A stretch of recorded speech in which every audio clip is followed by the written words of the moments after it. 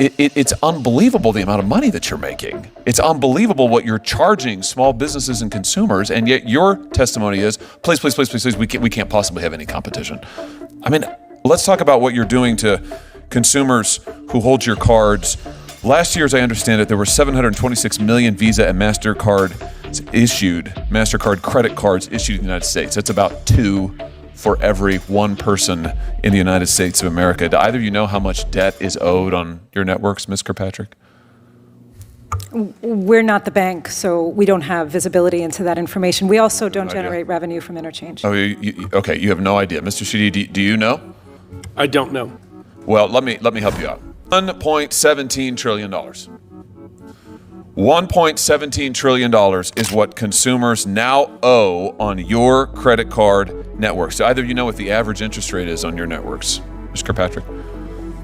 Oh, Senator, we're not the bank. We don't set the interchange. I know, we don't set the rates. Benefit from it, and you know. Do you know what it is? This is your business model. We don't collect revenue from interest rates. Do you know? I don't, Senator. I mean, do either of you read the newspaper? Forbes magazine just estimated last week that the average credit card APR in your networks is 28.75%. Average. 29%, let's call it. 29%. It's nearly doubled in the last 4 years. That is astounding.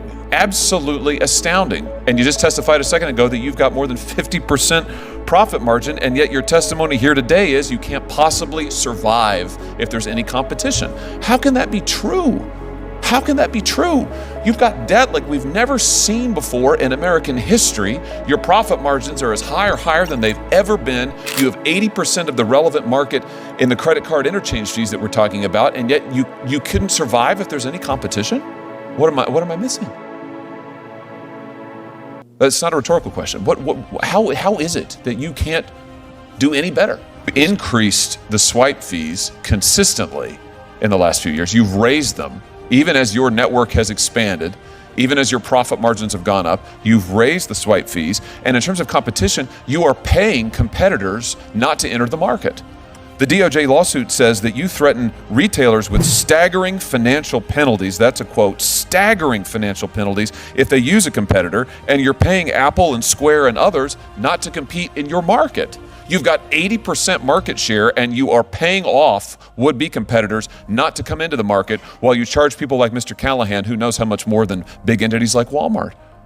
I mean, this is just classic collusive monopoly behavior. And your testimony is, you can't accept any more competition.